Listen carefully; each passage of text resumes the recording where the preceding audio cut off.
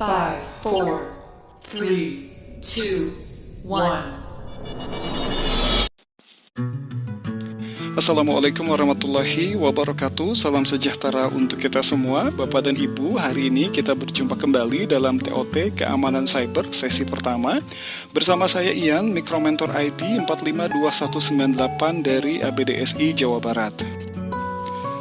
Berikut adalah profil saya, saat ini aktif sebagai Sekretaris ABDSI Jawa Barat dan sedang menikmati aktivitas sebagai writer-planner dan book publisher.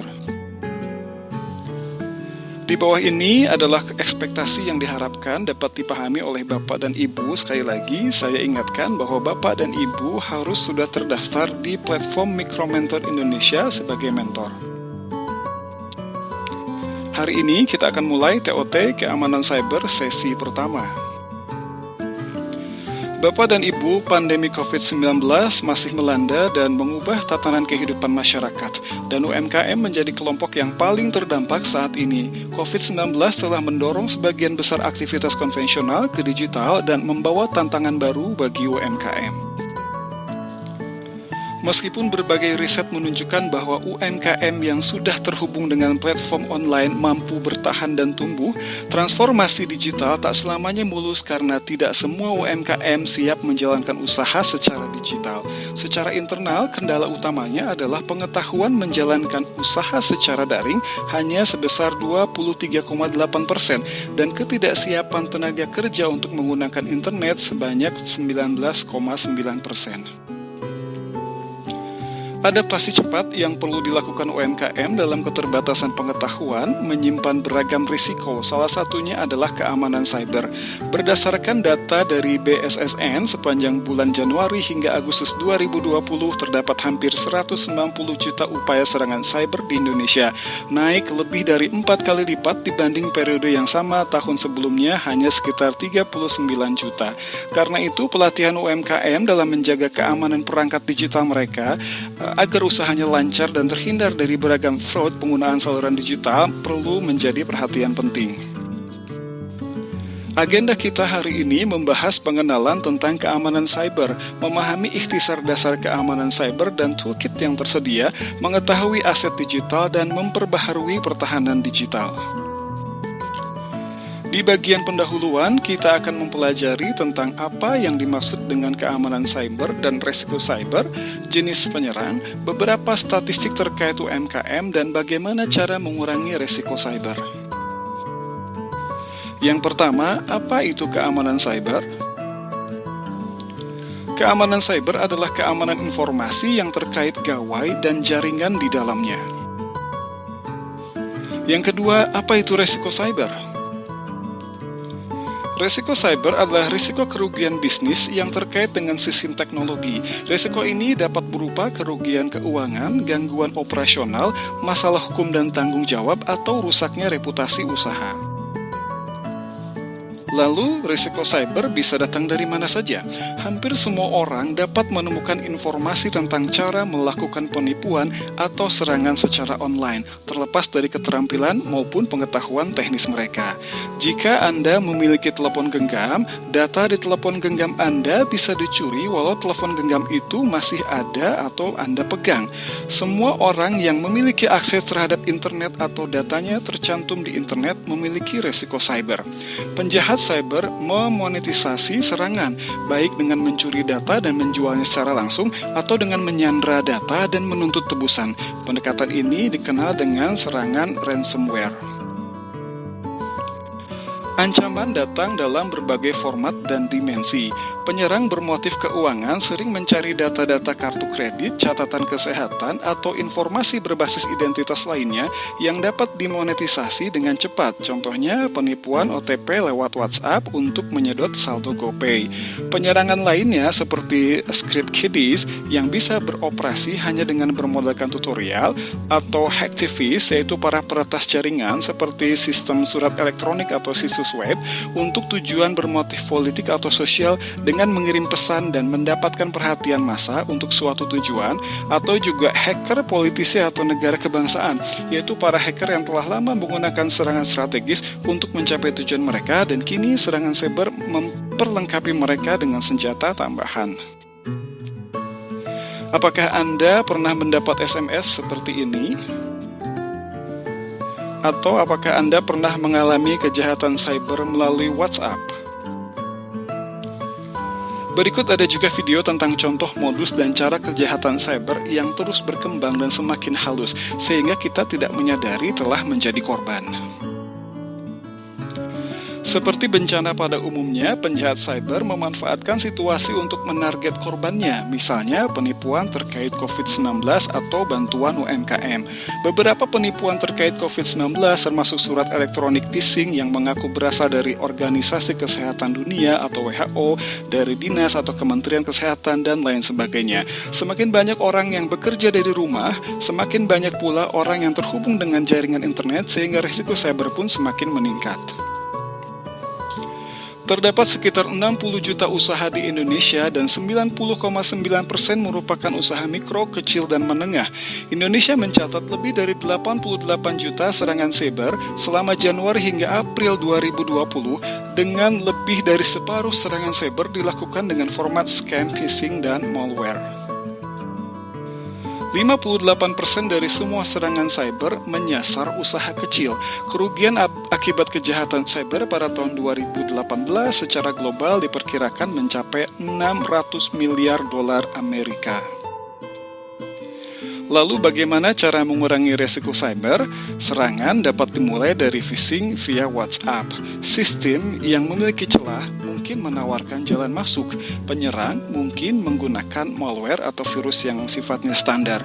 Tujuan, target, dan dampaknya dapat berbeda, namun teknik yang digunakan sama.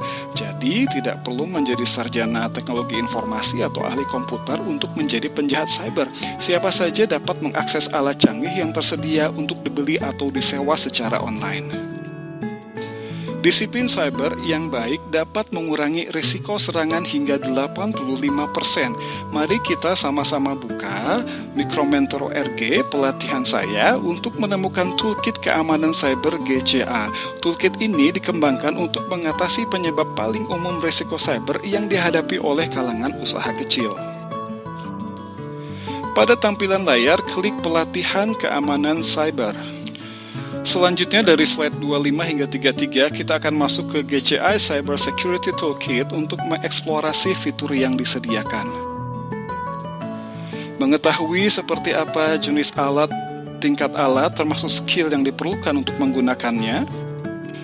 Mengetahui fitur-fitur baru yang ditambahkan. Mengetahui daftar periksa toolkit keamanan cyber GCA yang akan memberi Anda cara mudah untuk mendokumentasikan aktivitas yang telah Anda lakukan, mengkomunikasikan kesiapan keamanan Anda dengan cara yang jelas dan non-teknis. Melakukan penyesuaian toolkit dalam hal sistem operasi, perangkat, jenis tools, dan tingkat kesulitannya. Menemukan sumber daya seperti video, panduan, dan tautan dari GCA dan mitranya, termasuk portal pembelajaran online. Silakan saring toolkit, kategori, dan jenis yang Anda butuhkan. Terhubung dengan forum komunitas keamanan cyber. Mendapatkan sejumlah kit media untuk Anda pelajari. Dan mengetahui sejumlah standar yang berlaku. Bapak dan Ibu, bahasan kita yang pertama adalah mengetahui aset Anda dalam artian aset digital. Langkah pertama adalah ketahui aset Anda. Apakah Anda memiliki ponsel pintar, laptop, tablet, atau perangkat IoT, Internet of Things, yaitu perangkat yang terhubung dengan internet? Gunakan GCI Cyber Security Toolkit untuk menginventarisir perangkat dan akun Anda untuk mengetahui yang mana saja yang perlu Anda amankan. Apa saja perangkat teknologi yang Anda miliki, apa saja yang ada di jaringan Anda, dan apa yang terhubung ke internet.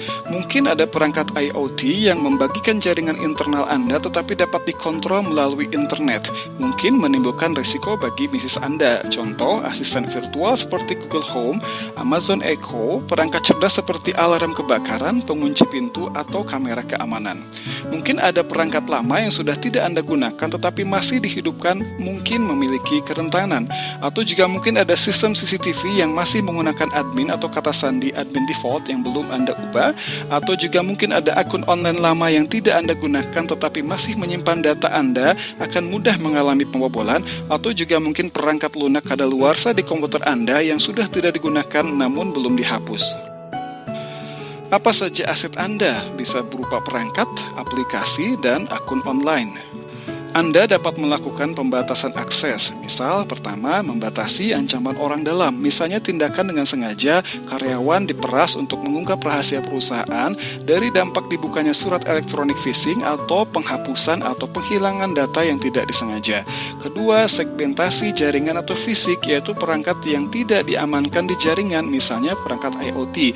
Dan yang terakhir, akses pihak ketiga, yaitu serangan yang dilancarkan melalui tindakan pihak ketiga, misal menyebarkan virus secara disengaja ataupun tidak.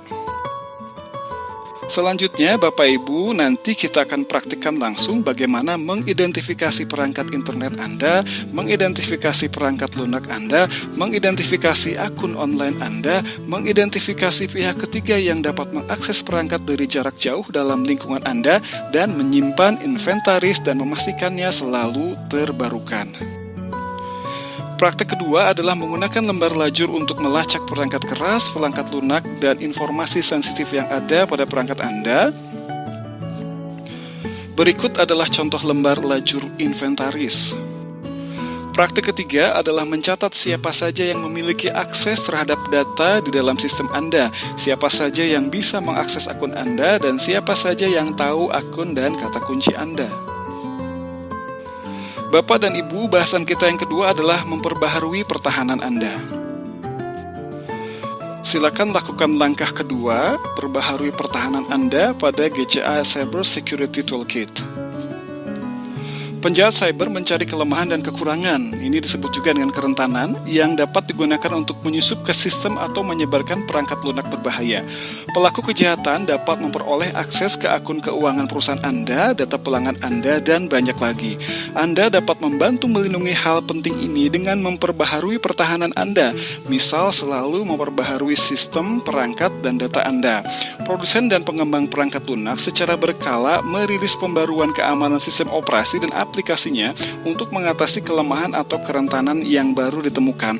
Perbaikan ini biasanya disebut sebagai tambalan, dan prosesnya memang dikenal dengan sebagai penambalan. Silakan luangkan waktu untuk memperbaharui Google Play Store, App Store, atau Windows Update. Penting untuk menyadari bahwa seiring waktu banyak sistem ditambahkan, diadaptasi atau dikonfigurasi sehingga memunculkan kelemahan baru yang dapat digunakan penjahat siber untuk mencari celah eksploitasi. Bapak dan Ibu, bagian dari memperbaharui pertahanan Anda adalah dengan melakukan enkripsi. Enkripsi adalah proses konversi data dari format yang dapat dibaca, misalnya teks biasa, ke format yang dikodekan, misal teks tersandi. Pengkodean ini dirancang agar tidak dapat dipahami kecuali oleh orang-orang yang memiliki kunci untuk membalikan proses pengkodean. Jika ada staf teknologi informasi atau rekanan dengan kontrak yang paham teknologi informasi, berikanlah data Anda untuk dienkripsi.